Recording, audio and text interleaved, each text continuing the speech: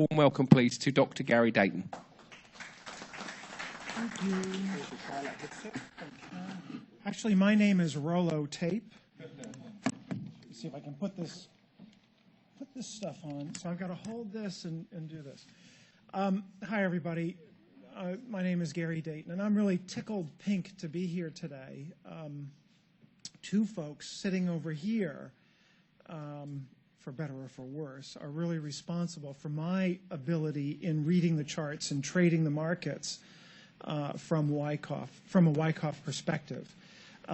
Linda Ratchke one time told me that if you really want to understand the technical side of trading, you got to study Wyckoff. She said, you understand Wyckoff and you'll understand 90% of technical analysis. And actually, I think she underestimated by saying 90%. So that was quite a while ago, and I said, who's this Wyckoff guy anyway? Who is he and what's he all about? So I Googled, and what I came up with was Gary Follett's website. And Gary offered, and I think still continues to offer, a free training program in Wyckoff every Monday, Tuesday, and Wednesday nights, which is just outstanding. I mean, it took me a while to figure out what he was talking about, up thrusts and springs and breaking through the ice and so on and so forth. But that was really a very valuable education. And then I was introduced through Gary to David Weiss. I spent quite a bit of time with David just going through bar by bar charts and just really learning this stuff really, really well. And, you know, the scales fall off the eyes and the eyes open up, and you begin to see a new, you know, the veil parts from the nature of the markets, and she shows us what's behind those veils. And so I owe a lot to these guys. I stand on their shoulders, and of course they stand on Wyckoff's shoulders. And it's as I say, I'm tickled to be here just to see these guys again. So Wyckoff wrote his Richard D. Wyckoff Method of Trading and Investing in Stocks, a course of instruction in stock market science and technique. He was a fairly long-winded guy. He wrote this in the very early 1930s, 1930 and 1931, and it was published for the first time in 31 and 32. And then we were just talking about this earlier. He died shortly after that. But the course lives on, and you can still get a copy of it from the Stock Market Institute, which is now based in Phoenix, Arizona. Everybody familiar with the course, by the way? Everybody have it and read it? Who's not familiar with it? Who's not familiar with it? Ah, okay. So few folks are not. It was first written by Wyckoff in as I say, 1930-31, and published as a course of instruction. It would be sent out in installments to folks.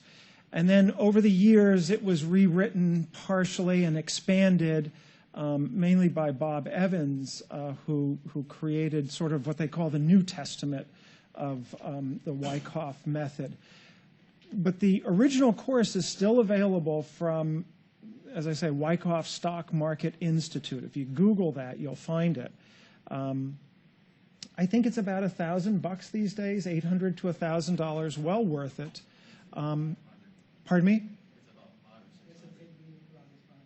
Okay, yeah. So it might even be a little bit cheaper than that. But you need to look at that, and you'll find it on the web. And now SMI for the first time has also got a website too, and Craig Schroeder and Gary Schuber and the fellows that are there do a pretty good job of keeping the Wyckoff method going. Now, one of the things that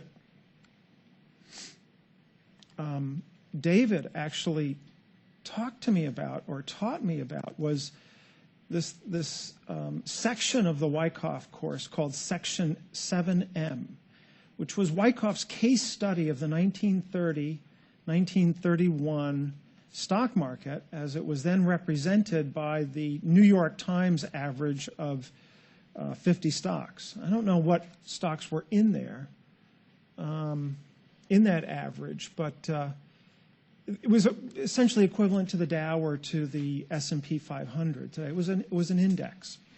And he used that to evaluate the trend of the market. And David and I spent quite a bit of time on that. And David had said to me at one point, I pick up on things. When people say this is important, I kind of listen and then go and do my own study of it. And he said that it profoundly influenced his trading, if I remember your words correctly. And I think as we go through it today, because I'm going to do a lot of sections of that case study that Wyckoff did, and try to show you how it's applied in the current markets as well. But it really is a profound writing of how to read the market by its own actions. And Wyckoff started off and said that he began section 7M with this statement. He said, the most important thing to know about the market is the trend. Since we aim generally to operate in harmony with this trend, a study of our daily trend chart, daily vertical chart of a composite stock average, in other words, just a bar and volume chart, should be the starting point of all of our deductions. And that's what he focused on, was this average of 50 stocks, in the 1930 and 31 market. And in my opinion, and I think as Gary and David will tell you and show you, this stuff is as alive today as it was 75, 80 years ago. So with that, we'll start off. And here's how Wyckoff represented it originally in the original course. It was all hand-drawn.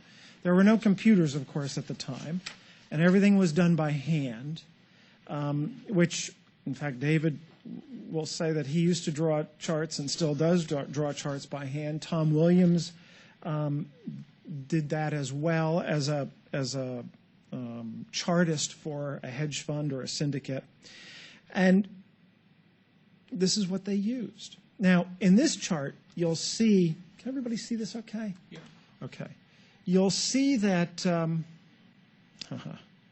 it's immediately going to do that to me, isn't it? You'll see at the bottom here, there are these little S's. Those stand for Saturdays. The market at the time was open for a half a day or for a couple of hours on Saturdays. It says the battery here is running out of juice. So, Shouldn't be. okay. So what Wyckoff did was he took those days and he doubled the volume. Okay. And when you just look at this chart as it stands, it's not that easy to read, is it? I mean, it's just a bunch of lines on a chart paper with some horizontal volume bars, but they really do tell a story. So we'll take a look at that. Fortunately, a person took the SMI charts, which are, if anybody knows the course, they're really hard to read. I wound up buying an 8.5 by 11 magnifying glass to look over to be able to study them. But somebody took this 1930-31 market, which actually was a bear market rally in the declining Great Depression market. And this market went down quite a bit further than this afterwards.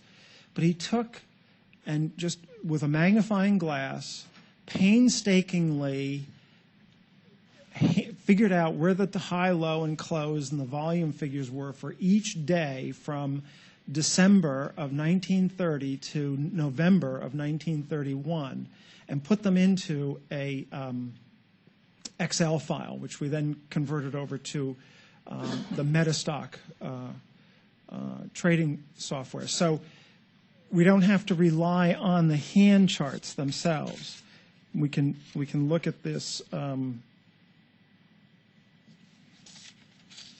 We can look at this from a computer generated, and we'll do that section by section. The interesting thing when I look at this chart, what strikes me is that even though this was a heck of a bear market, I guess the worst one that we've ever had, or it has to be up there in the top, of the worst ones that we ever had. There were still nice bull market rallies in this, or bear market rallies in this overall bear market. So we'll start with one of the main principles, just as Wyckoff started, with the selling climax, followed by a secondary test. What do we know? What do you all know about a selling climax?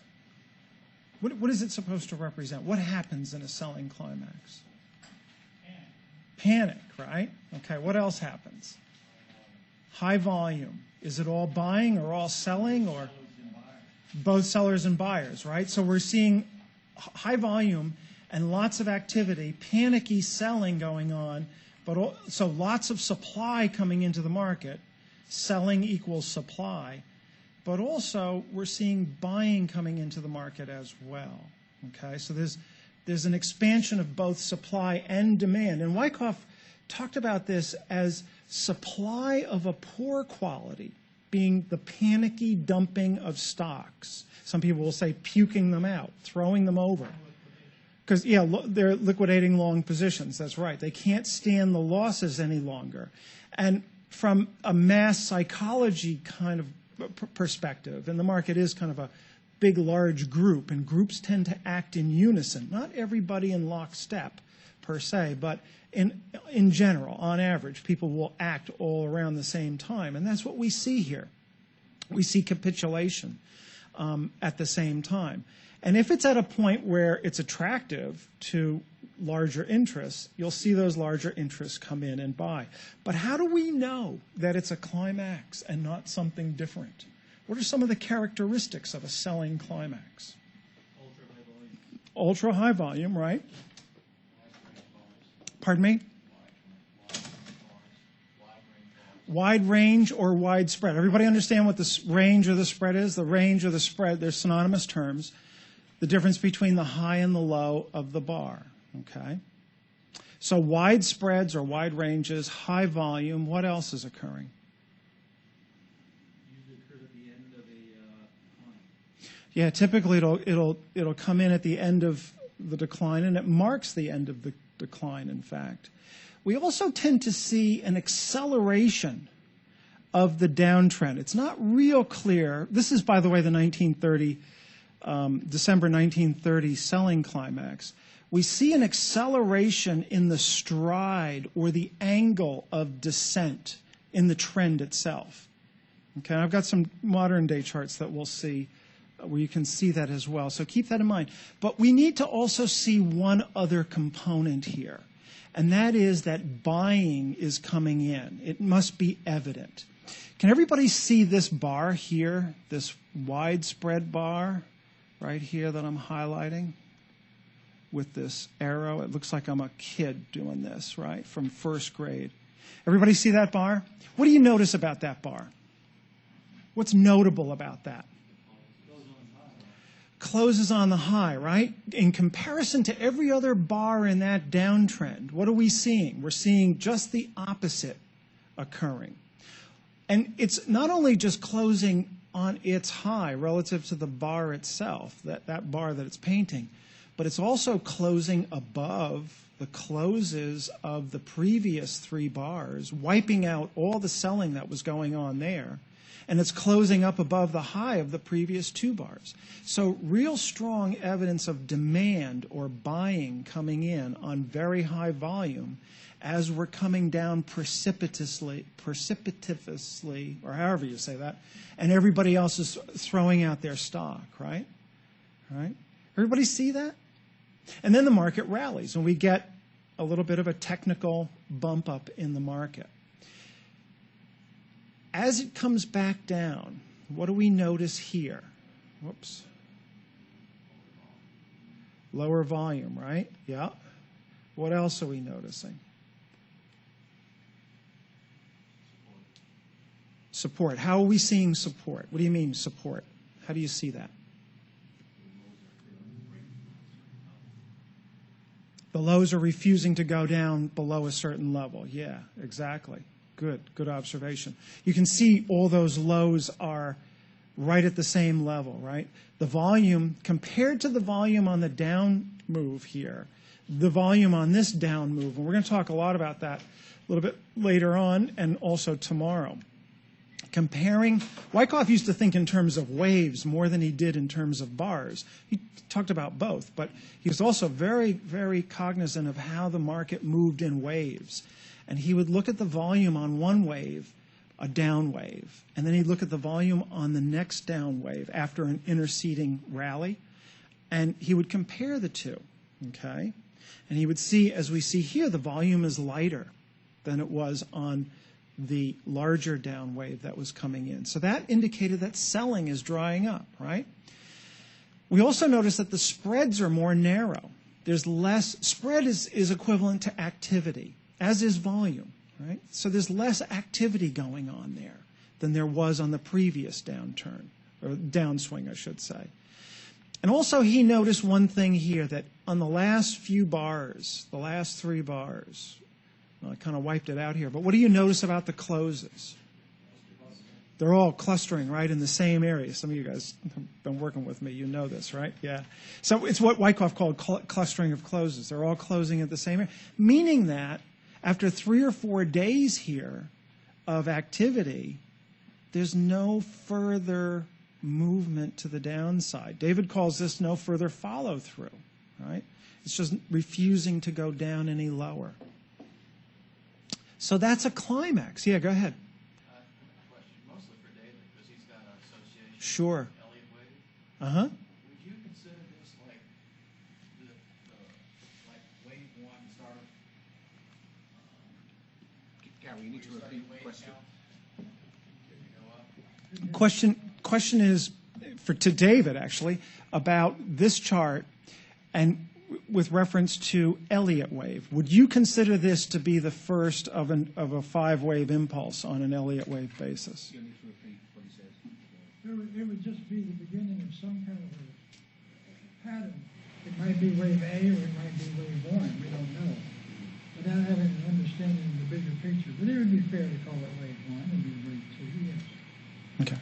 And Do you want to repeat that for the audience? yeah, and David says it would be fair to call it wave 1, but you'd have to be taking into account the background and the structure of the market, because it could just be an A wave and a reaction too. And question for Paul, this is where you start thinking about drawing full, right? In all honesty, I'd need more context.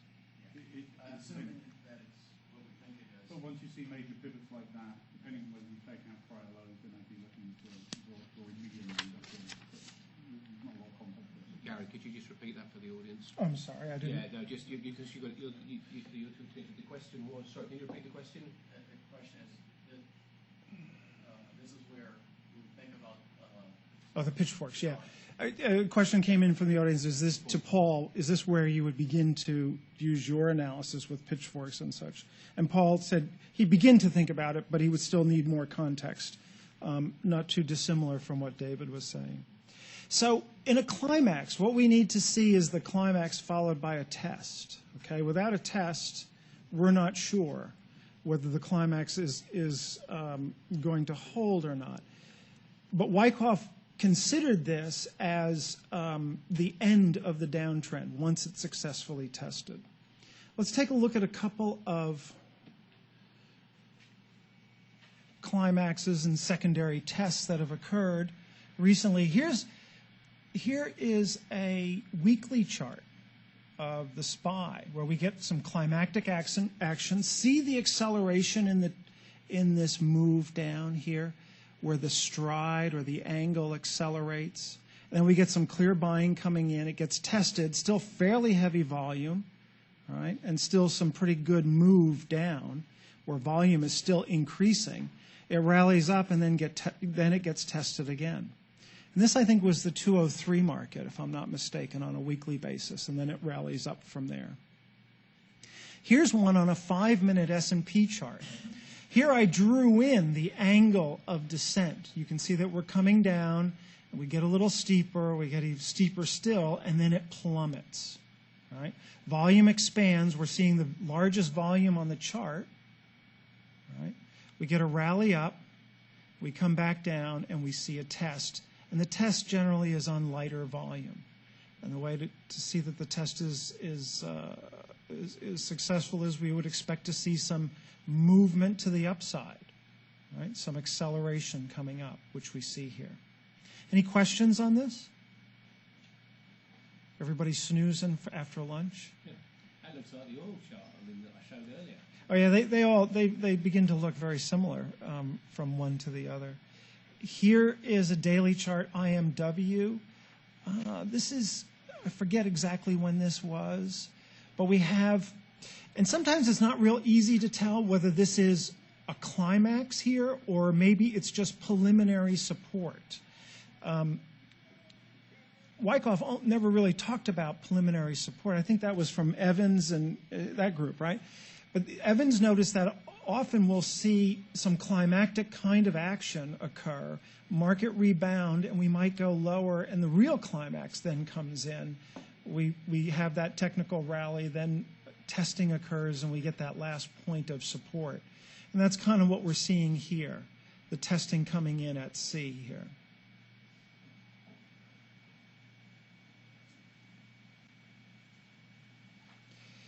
Question I'm often asked, and even sometimes for myself, it's always not easy to figure out.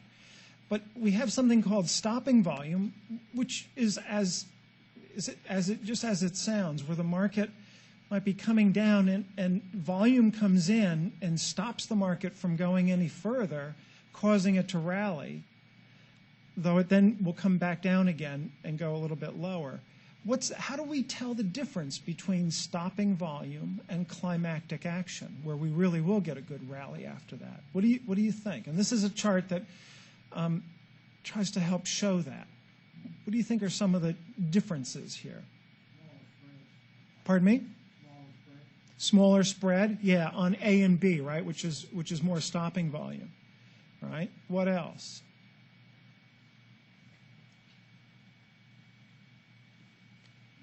That angle of descent, right? Look at it plummet here.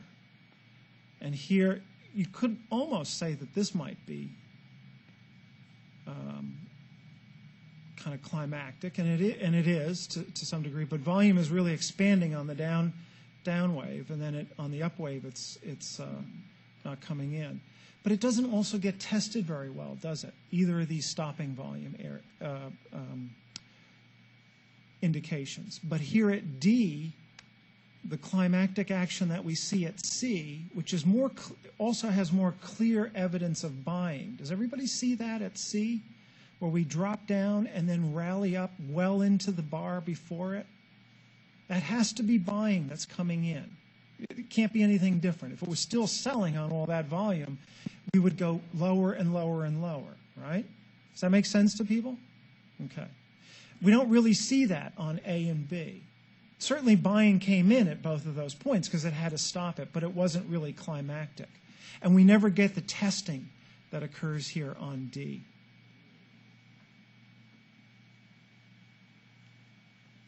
Is this helpful? Is this okay? Okay. And here's not last Thursday, but the week ago Thursday, but just on a 5-minute chart. I don't know if that certainly it was climactic here. You can see the buying coming in pretty clearly. But on the higher time frames, the jury is still out. Here's the market. This is the ETF for the Dow market, the diamonds. And here we are at the bottom of the 2008-2009 bear market. And this is March right here of 2009. To me, at least, potentially climactic here, looks climactic to me, but the testing really doesn't hold, and we drop down, and I wouldn't say that this was, I don't know, a valid test, really. It looks like it's, I guess what the SMI folks would call a number one spring. It just keeps on going down. It just keeps on oozing lower and lower. But the market did turn up from here. How would we know that the market might be turning up from here? How would we begin to think about that if no real clear climax has occurred? Because we don't always get a climax. Lower volume is one. Yep. What else? Are we seeing the acceleration of the downtrend over here like we saw over here? No, right? Everybody see that? That this area here has not only got lower volume, but the spreads and the angle of descent, the stride, is not as severe as it was over here. Still, though, that, it still makes it hard for us to say, okay, well, we can think that maybe the market will turn here. Possibly, but it's still kind of hard, at least in the way I would approach it. Wyckoff, Wyckoff in his course also talked about looking at, he used individual stocks. He would say, look at comparative strength and comparative weakness. He would not only just use the sort of deductive method that we were just looking at, but also an inductive method. In other words, looking at the individual components and building a case rather than looking at the general and building a case for individual stocks. So here, for example, I've got the diamonds in orange up above, and in brown, I've got the Qs, the NASDAQ ETF. And notice, we make lows at A in both markets.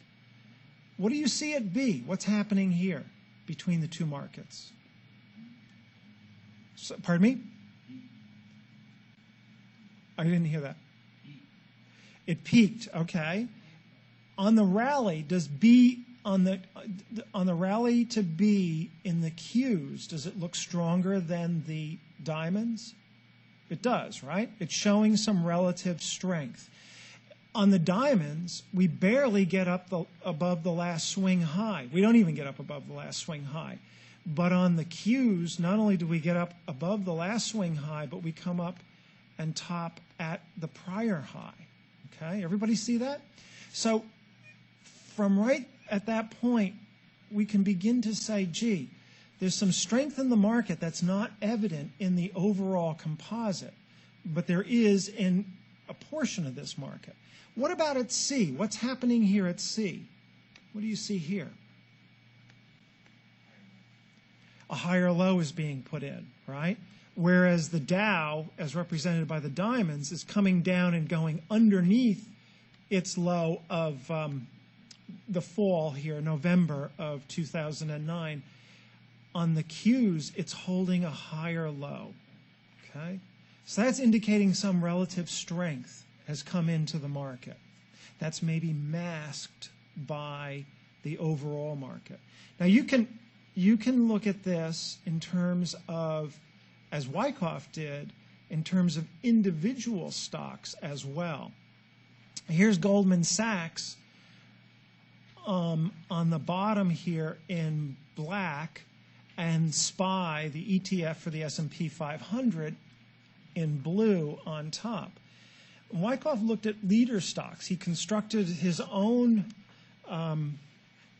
day trading type of composite index from a half a dozen leading stocks of the day. Now, maybe Goldman Sachs isn't quite the leader that it was back a year or so ago because of the fraud allegations on the what was it that the SEC had charged them with.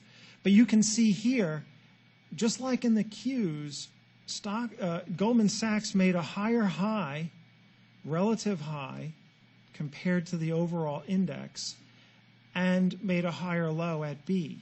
Okay?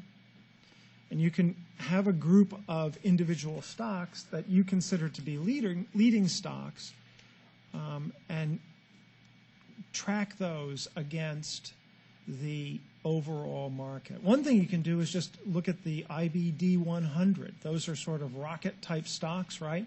They will move to the upside whenever, because they're really highly refined in terms of earnings and growth and all of that sort of stuff. So when they start, you can track that against the overall market, and it's not a bad one to do. The other good one is I mean, there's a bunch, but another one, it would be the value line T100, the timeliest 100 timeliest stocks. Pick out either individual stocks from that group or the IBD 100, or track those indexes as we do here with the Qs. And you can also look at them in terms of groups or sectors. Wyckoff used to look at different groups of stocks. He would take, rails were big during his day, so he'd take 4 or 5 of the, like Reading Railroad and I don't know, whatever the railroad stocks were at that time. He'd combine those together into group indexes. We would call them sectors today, but it's the same thing. This is a weekly chart of the SPY on top. Then there's XLI, that's the industrial sector. The spider sector. XLK is technology, and then XLY is consumer discretionary. And there are 8 of them that are leading sectors in the XL spider category. So you can use those, and they're very helpful to track. And you can see here that the industrials were making lows at the same time that the overall market was making lows, but that the technology stocks and consumer discretionary were holding higher here. So giving us a clue that potentially we were seeing a market start to change. And it was coming in at a time, I remember talking to some folks down on Wall Street, and they were saying, boy, it really does feel like this is going to be another recession, another depression, if not a serious recession. And it usually comes in when the pessimism is the most high. Okay?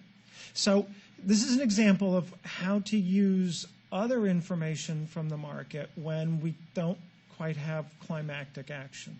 Okay?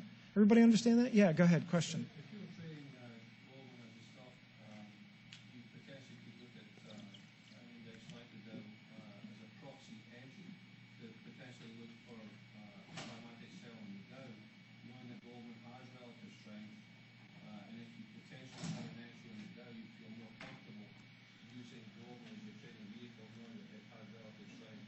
Yep. Yeah, you could do that. You can also. Oh, yeah. Yeah, no. The audience keeps saying to me, we can't hear the question. Sorry, folks, in the audience there. Question was, if you have a climactic action on the composite index, like the SPY or the Dow, then if you're trading a vehicle like Goldman Sachs, make sure I get this question correct, and you see that it's holding a higher low, you have more confidence being able to go in on that. And that's absolutely right. That's absolutely right. In a case like this, you might want to wait for, both. Might want to wait for Goldman to make a higher high and then look for an entry somewhere in here. And I forget what the price was that Goldman went to. It was something like $170 or so. Just say don't, Gary, that Tom picked that stock back in February. Do you remember? Mm-hmm. In the VSA Club. It was outperforming the sector. It had a massive markdown by, you want to make a note, it's April the 14th, 2009. Mm-hmm. Goldman Sachs, giant shakeout with strength in the background.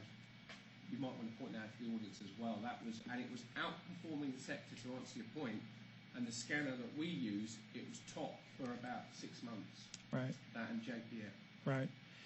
And Gavin just made the point that Tom Williams had identified Goldman as a holding stronger than the market and as a potential long-side trading vehicle as this massive shakeout in the fall of, as we were seeing really a waterfall cascading decline in stocks in the fall of 2009. And it was I remember him doing that, and it was a really nice call. But yeah, you can certainly do that. You can certainly use that. And it's a very helpful way to use stocks.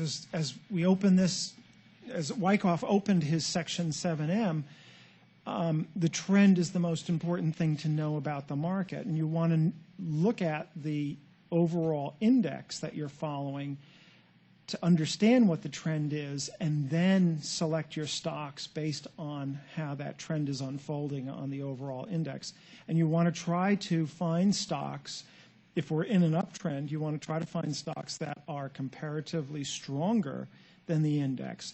Very similar here to what we're talking about in terms of Goldman Sachs. We would look for buying as it's holding higher lows. And if we're in a downtrend, just the opposite. You want to see it be weaker. Okay?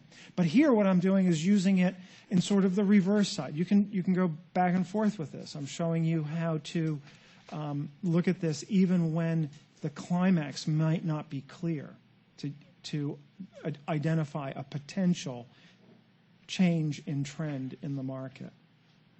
So what happens now after we have climactic action to the downside, a testing of that? What's the next step? What do we want to see next in the market?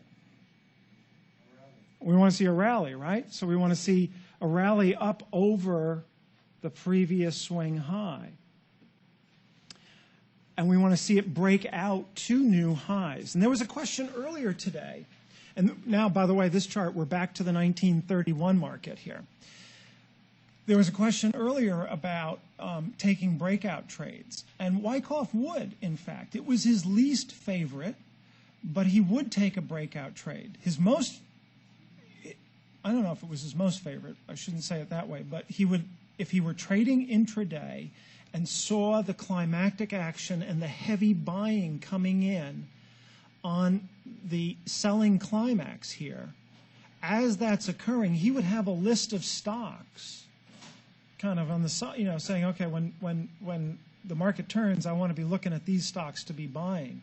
And he would begin to buy in at that point as the climax was occurring if he was trading intraday. He would make his second position somewhere around this, what he called the secondary test, or the testing of that climactic action. Okay. Notice, too, I didn't mention this earlier, but notice that the testing is coming back into the area of high volume. Okay. It's coming back into that same price area, kind of looking to see if it can't flush out any further sellers. Okay. And here, of course, it can't. So that would be where he would take his second position. And then, so long as the rally was good, he'd be looking to take his third position or his next position as it's breaking up above the last swing high. And that was confirmation then that the market, in fact, had turned and we were now rallying up. We would now trade to the long side until conditions told by the market told us otherwise. Okay? Is that fairly clear to everybody? And what do we want to see on the rally, by the way? What is it that we're looking for? Just yep. Where did he get his list from? The relative strength on the downside? The question is, where did he get the list of stocks that he would select from? And yeah, he'd be tracking those stocks. He would know what the leaders were, and he would know what stocks had been in accumulation and were likely candidates for a good long trade, and he'd have those, as a list. Gary, just so you know, they're built into the trade by the scanner right now. The exact same scanner. And Gavin's making the point that there's a scanner in TradeGuider that will do that as well. Yeah. So what is it that we're looking for now on this rally? What do we want to see? Testing of the breakout. But even before we get there, how do we know that this is a bona fide rally as opposed to something different? Go ahead. Yeah. We want to see volume come into the upside, right? We want to see buying expand. We also want to see the spreads or the ranges of the bars expand as well, because that means activity, and that means that there's buying coming in and driving prices higher. Buyers are willing to come in and bid up and reach for those prices, okay, as it's going up. Very different than what we saw over here, isn't it? Where no one wanted to buy, everybody wanted to unload, and now we're seeing buying coming in, and it breaks to new highs. Okay? Is that pretty clear for everybody? Anybody got any questions on that?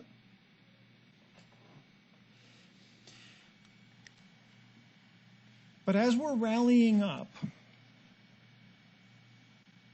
it doesn't take long, as we all know, before, as Wyckoff tended to think in terms of waves, that the market Elliott, I think, would call it an impulse wave, and then there would be followed by some sort of a corrective wave, right? Wyckoff would say that there was good strong buying coming in, but we would also see a reactive wave coming in, okay? Momentum, another way to think about this is that momentum is coming into the upside, and then that's going to wane a little bit, and we're going to see some sort of a corrective reaction. Just like gone away from your mouth a bit there, so Okay.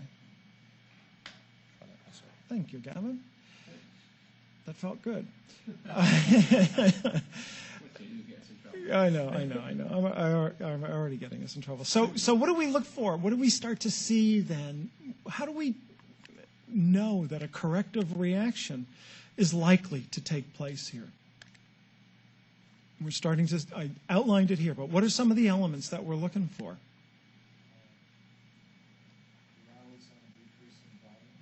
The rally is starting to lose momentum by we're seeing volume begin to decrease, right? Exactly. Volume is starting to decrease. What else are we seeing?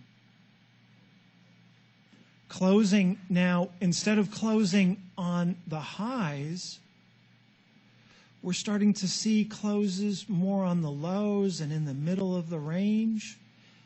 The buyers aren't able to hold it all the way to the top the way they were here, right? I'll erase this just so you can see it more clearly. Here the buyers were really aggressive coming up. They were bidding this thing up all the way, right?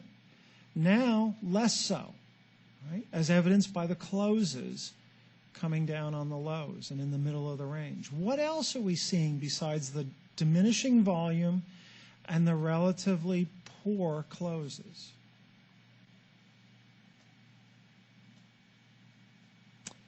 Something that Wyckoff talked about, and I suspect David will talk a lot about it as well, called shortening of the thrust. The thrusts here are the pushes up on each of these bars. And you can see that on each drive up, it's getting less and less. Okay, it's what we call shortening of the thrust, shortening of the up thrust. We see it on the downside as well, but here we're seeing it come in on the upside. So we're seeing diminishing volume. We're seeing inability to hold the highs on a closing basis. And we're seeing shortening of the thrust, that the more we try to drive up, the less progress we're making. And if you look here on the last 1, 2, 3, 4, 5 bars here, what do we notice about the closes in here on these 5 bars? They're all clustered around the same level, right? Maybe a point or two different, but basically they're all about the same level. So out of 5 days of trading, almost in this era, almost a week's worth of trading, no net material progress to the upside. So for all of those reasons, we can now begin to anticipate a corrective reaction. And so what do we want to see on a correction? If we want to, if assuming that the bullish move here is still intact, what kinds of things do we want to see?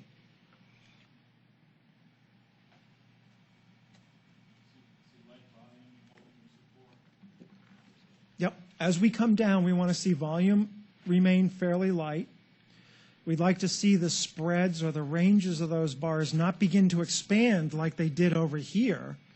If that starts to happen, then we know we might have some difficulty. We want to see them remain relatively tight. In other words, there's not a lot of interest to the downside, i.e. there's not a lot of selling going on, not a lot of supply going on. Okay? So let's take a look at a couple of markets here.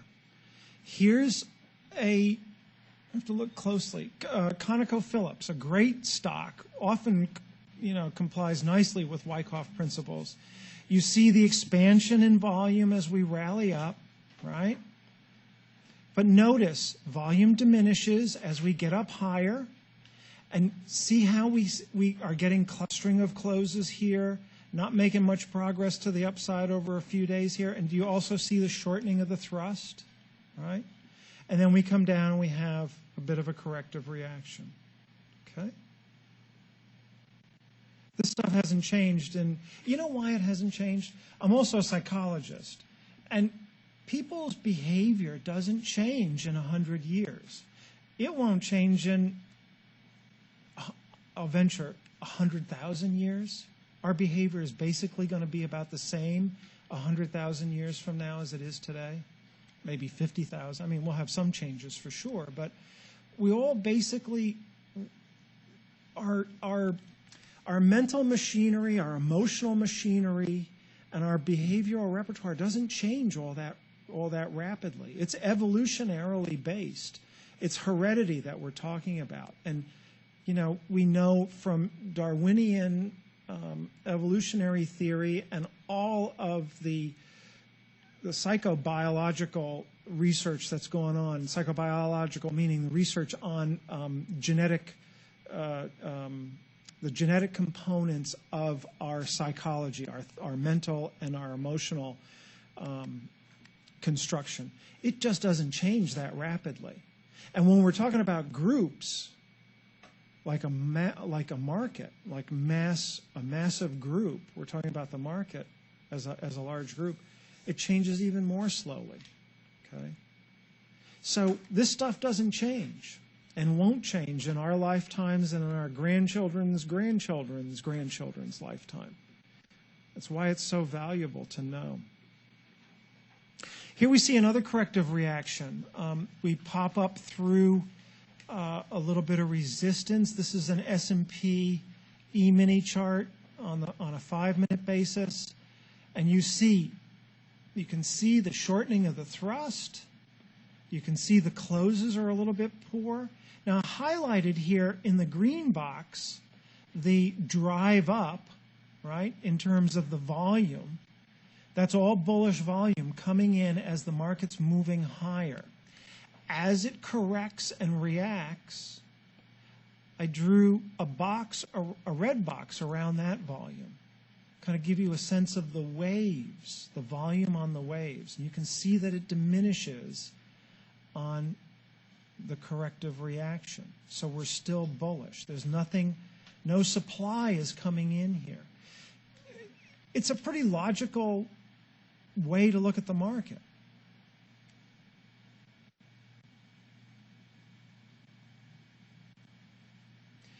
Another corrective reaction on a stock here, an American stock, on a daily chart. You again can see the poor closes, the shortening of the thrust on each of the reactions.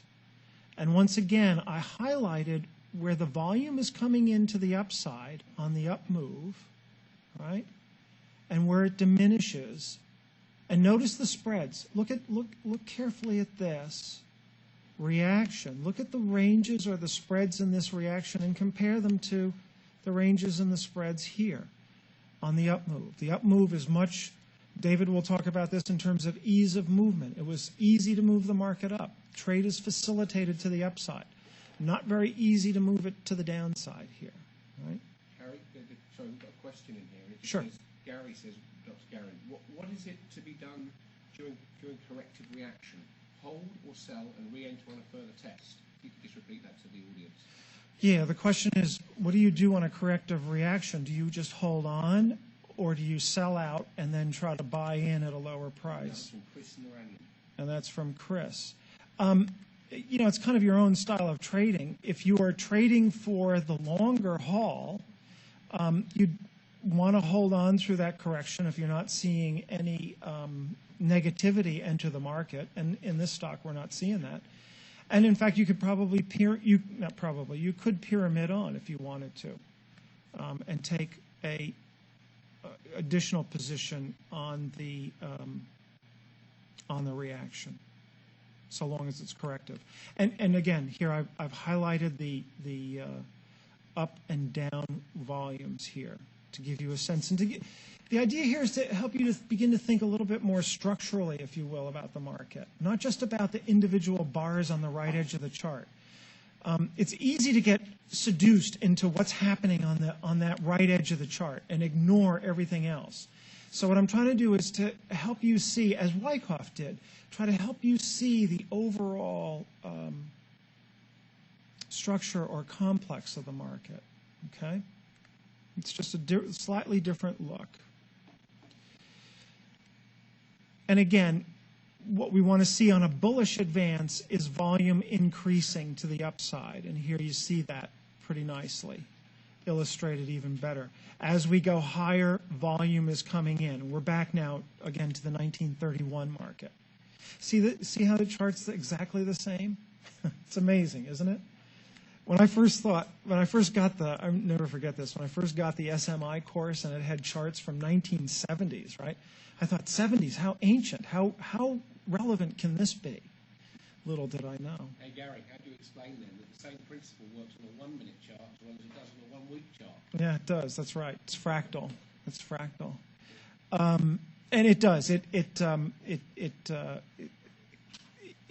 I'm showing you here weekly charts. Here's a 5-minute chart, daily charts, all different time frames. I don't go down below a 5-minute chart. Very rarely will I go below a 5-minute chart because it's just too much noise. But on this chart, I just highlighted in green the volume on the expanding spreads or ranges. And so you can see that the high volume is coming into the upside on the upwards, coming into the upside on the upwards, coming up. Okay, on the good solid spreads coming up. So it works on a 5-minute chart. So it works, it's the same on a 5-minute chart as it is on a more just different. And here, one more just different. This is another kind of chart. This is another bullish advance. This is on a daily chart with, and here I just highlighted it with a highlight. You can see the volume expands to the upside.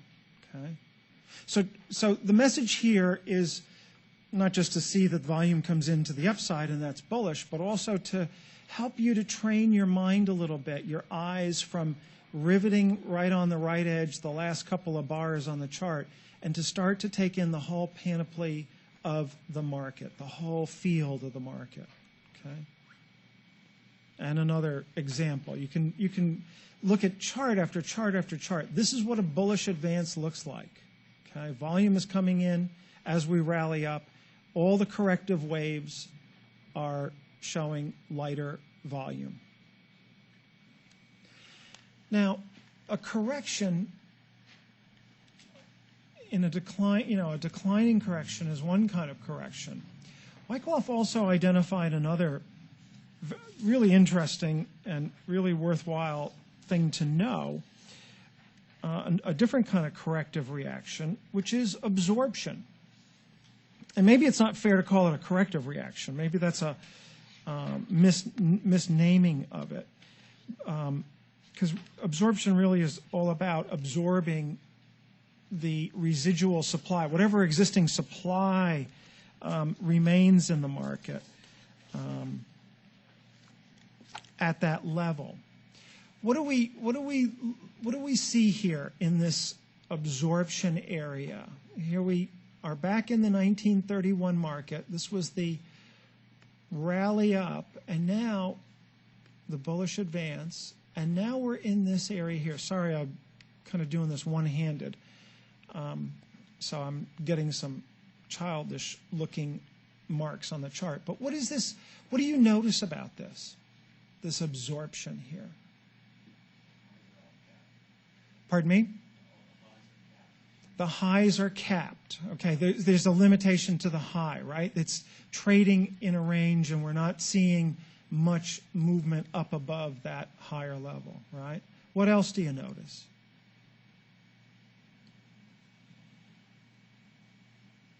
Are we seeing much of a reaction here? I'll erase this here. Are we seeing a big reaction coming down? No, really. We're holding gains, right? We're holding our gains. It's one of the key characteristics of absorption. We're holding gains and basically going sideways. It's kind of like the market's resting almost, okay? Folks got excited over here and started to buy, thinking that the market was about to go to the moon, right? And then they'll sit through a reaction like this. And as it comes back up, and I think in this market too, Wyckoff talked about other supply that existed to the left-hand side that we don't see on the chart because it's not given to us, but more supply there. And maybe buyers tried to buy in as well, and they sat through Those poor fellows sat through the climaxes, and now as the market's coming back up, they're kind of happy because they can now get out at break even, right? And so that's what's creating some of the supply. Buyers who bought prematurely now coming back up, and they're unloading to get out. They've been suffering, through all the reaction, and now they're happy to get out at break even. So this is what we see in absorption, and typically in absorption, you'll see it not necessarily hang below the high like this. You'll see it also come up above, and I'll show you one or two unusual examples of absorption too. But as we dip down, each time we dip down, we're not drawing out significant supply. We're not drawing out high volume. We're seeing closes kind of towards the middle and high here. And right at the end, Wyckoff talked about this. We don't always see this. He talked about the volume beginning to increase right at the end, and also that the supports, the lows of the price bars, start to lift up, meaning that people are now getting more eager to buy at that level, and they're more willing to come in. This is not an easy thing to trade, absorption, by the way, but it's useful to know and useful to see. Here is a market. This is MWV, I think, on a daily, a medical stock, I think. You can see the supply area over here highlighted in yellow, and we're holding for a large number of days. By the way, in the 1931 chart, I think it was 15 or 19 days that it held at that level and just went sideways. And you can see here on a daily chart, maybe not 19 days, but quite a number of days just holding to the side. Volume starts to pick up as we come to the end, and the supports are lifting. And each time they dip it down, they do not draw out supply. A nice example of absorption. A couple of examples here on another daily chart. This is Ben Franklin, a U.S. stock. And they can occur at different levels. I've got the absorption levels here outlined in red, and the supply that they're negotiating over to the left, highlighted in yellow. So a different kind of a reaction. Here we are on a 5-minute chart where we saw supply earlier in the morning in the S&Ps, and now things, of course, happen much more quickly on a 5-minute chart. So we're not going to necessarily see 19 or 20 bars of sideways movement, but here we're just not giving up any ground. We're holding the gains after we made a morning low here. Okay? And 3 inside bars, yeah, that's right. Clusters inside. Inside bars are pretty significant too, indicating in this instance, I would say, David, that there's just no activity to the downside, no interest in moving this market down. Those inside bars. Inside the trading range, yeah. You pay a lot of attention to the inside bars, don't you? David Weiss is making the comment that there are several inside bars here. And a higher trading range. Gary Follett's making the point that we're down lower in a trading range, and now in this absorption area, we're holding, I would call it holding gains, but a different way to think about it is that there's a trading range that's occurring. Now on a 5-minute chart, we're here 1, 2, 3, 4, 5, 6, 7 bars, so that's a good half hour. And it's a small trading range at a higher level. It's a nice observation. Just another way to think about it. And that also, by the way, is helpful. Just from a mental side of things, the more different ways you can think about the same thing, the more different ways you can label it or see it, the stronger impression it will make on your mind, and the better able you will be in recognizing it when it comes into play at the live end of a chart. And there was a question here.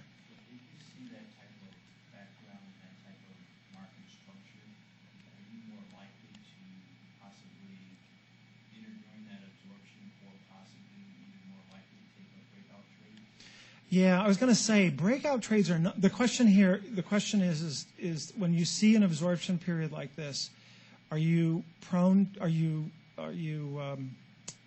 kind of induced to enter during the absorption, or would you look for an entry on a breakout? And often we will see a breakout pretty aggressively from an absorption period. At least that's been my experience. Almost like a spring in a lot of ways. It will often take off. So it's not a bad, in my perspective, it's not a bad breakout trade to take. And if you can identify, right, if it's been going on for a while, depending on your time frame, if it's been going on for a couple of weeks, if you're trading on the daily, or if you're on a 5-minute chart and it's been going on for 45 minutes or so, and you start to see volume begin to pick up and those supports lift, those lows lift, I like that as a fairly aggressive but still not so bad trade to take. Gary, you got a comment? Yeah. Also, the spring, if you notice in this particular chart, it's the most, and I'm sure from a trade guy, you haven't had it because I've watched presentations. You have a fantastic, I don't mean to interrupt, but No, go ahead. you have a fantastic spring here, which would give, if you're in an uptrend market, that spring has to be bought. Now, I don't know much. I've watched VSA. Okay. I've watched VSA probably about 10 times. I snuck it in Gavin's room last 2 months. But if it's an uptrend, as Dr. Gary was saying, that spring must be bought in that market. And you know what your risk is? 0. Because when you buy that spring, it's a successful spring. You want to buy springs in uptrends, and that is probably the most perfect entry you have. Even if the market fails, you won't lose money because you're going to stop immediately. I'm sure with VSA, they would probably had their dime or whatever their parameters are, would have caught that move. We just call them VSA indicators, but yeah, exactly that. They just give a visual cue on the screen. So basically, what happens with when an indicator appears, Gary's using the trade guide charts here, and it's a naked chart. So so bar by bar, as we look at bar by bar, yep. Experienced people can say, right, you can go and watch this seminar. But if you've got the software, what it does, well, if you've seen some of the last trading rooms that I've been doing, before the bar fills, you anticipate exactly what the indicator is. It's just a method to speed up the chart reading that you do. But then we have proprietary trending systems which align. And I have a very simple rule. Rob and I, when we trade together, it's very similar. We're trading the trend. We're looking for thrusts. We're looking for pullbacks. I love to trade a test in a rising market, which is a very high probability trade if you see it. At the other end of the scale, at a short, is, as I've said earlier, you look for the Yao Ming up bar, which is deliberately designed to catch all the uninformed herd as they buy up that bar. And if it's genuine no demand, that means, or genuine weakness, it'll be confirmed because the market will dip and go back up to the same area, much lower volume. And you'll see this very, very clearly on your charts if you're using the channels. And if you get one of those setups in the right place on the channel, that's where your entry is going to come. But it's interesting that what you're showing here has just been, all Tom has done is computerized the indicators to show the principles. But the clever bit that Tom did, and we're going to talk, by the way, tomorrow morning, we're going to start a little earlier, about 8:30.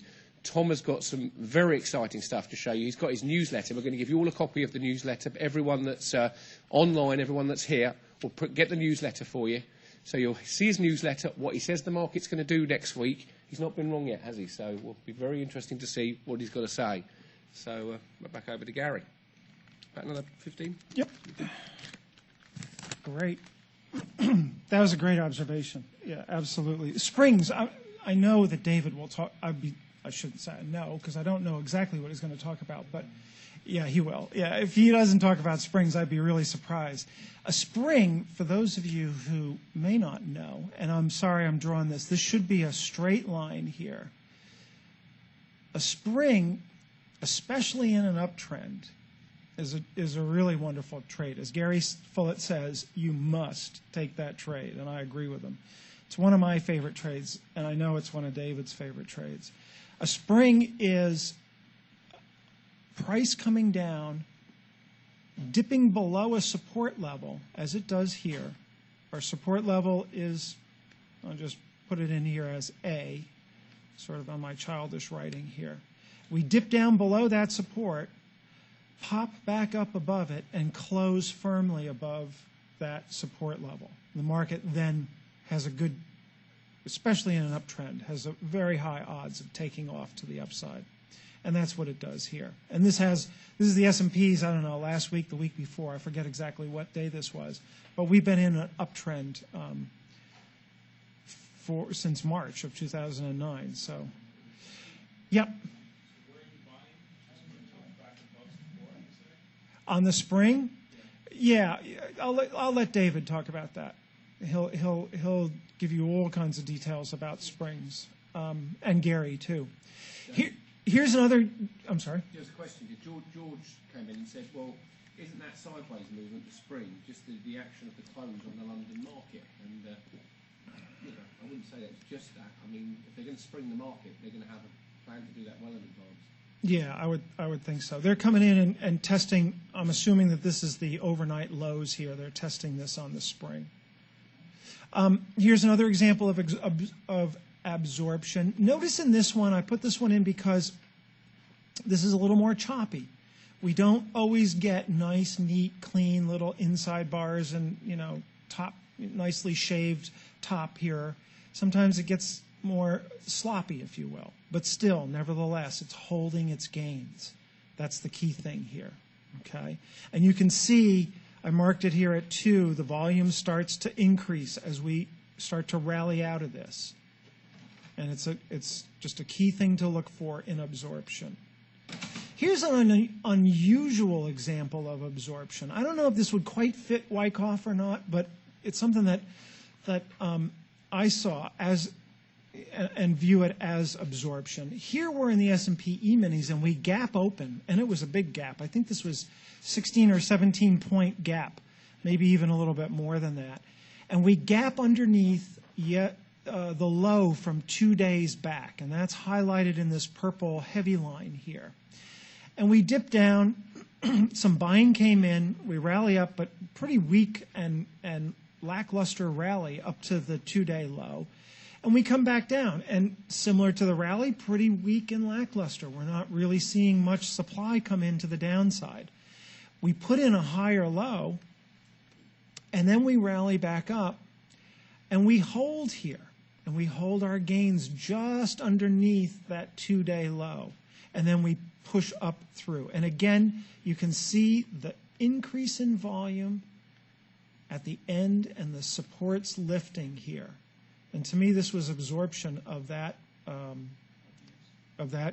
supply that came in. For those of you who trade the S&P E-minis intraday, if you use ticks, you'll often see the ticks hold nicely here. If you don't use the ticks, that's okay. We're not really talking about ticks today, but it's just a little side thing. I like to use them in trading the S&Ps. But that's an unusual example. And then, as we started off with a selling climax, all good bullish trends must come to an end. And we will often, though not always, but especially on the intraday and on individual stocks, we will see some climactic action. So what are some of the characteristics of a buying climax? Let me throw that out to you. What do you think? I'm sorry?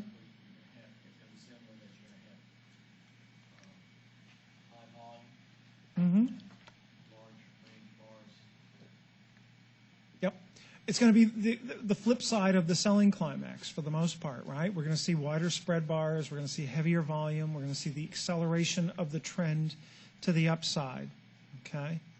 And just like in the selling climax, though now on the reverse, people who've been on the sidelines watching the market go up and up and up all tend to act at the same time. They might have been sitting on the sidelines saying, gee, I really want to get a hold of that Microsoft stock or whatever stock is the hot stock for the day. And they just can't stand it anymore, and they all tend to act in unison. And that's a point when those who were smart and bought down below, they have an opportunity to unload while the market's nice and active. Okay, that's the basic Wyckoff idea behind a buying climax. And this, again, is the 1931 market. You can see at bar 1, we don't have really super wide spreads here, but we certainly have the acceleration in the stride. You can see that we've been going up. Actually, we've been going up from here, and then the blue line and then the red line gets steeper and steeper. We see the highest volume on the chart come in at 1. The close is fairly poor. The next bar, bar number 2, what I would call sustained volume, still pretty high volume, and it's closing down low. And the bar after that, bar 3, tries to rally up, and on an increase in volume, closes poorly. Wyckoff, and we'll talk about this tomorrow more so, Wyckoff said that this was really a change of behavior. Prior to this, in the uptrend, when we've reacted, the reaction has been on relatively narrow spreads, and the volume dries up pretty quickly as we come down. And here we're seeing not only the highest volume on the chart, but we're also seeing volume come into the downside for the first time. And that's a mark of supply coming in spades into the market. Everybody understand that? Everybody see that? And so here's just some examples of buying climaxes. You can see the acceleration in the stride. You can see at bar number 1 there, the high volume, highest on the chart, poor close. Next bar is down. And then we get a bar that wipes out quite a few days or bars of selling days here. This is this is Western Digital stock. Quite a few days of selling, and that's just supply coming into the market. Okay. Another example, we don't really get, oh yeah, we do. We get a nice acceleration in the stride. We get high volume coming in, poor closes, and then the market starts to come off. Another buying climax. Here we don't really get the strong volume coming in, but I wanted just to flag this. Here we see on a 15-minute chart volume being sustained to the downside, as highlighted in yellow. Then as it tries to rally up, there's no volume that comes in. There's no buying coming in. This, by the way, I think was the 16th. Yeah, this was the day that Goldman Sachs was identified for fraud by the SEC.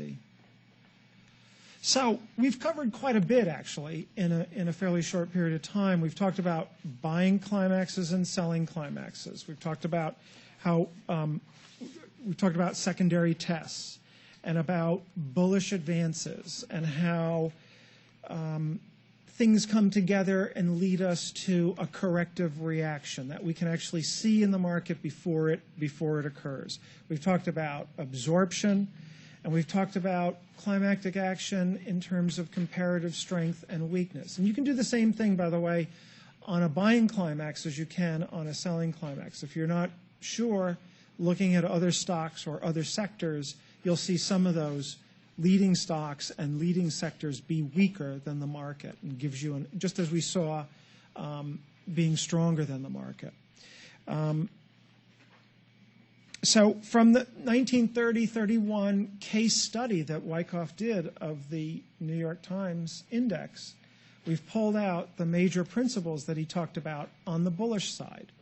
And we've compared or shown how they work in the current markets as well. And it's pretty convincing stuff. I mean, you can see it from 1931, and you can see it from this past week on the 5-minute S&P chart. So with that, I'll wrap up. Any questions about anything we've covered? All right. Well, I want to thank you very much, and I'll turn it back to Gavin. Perfect.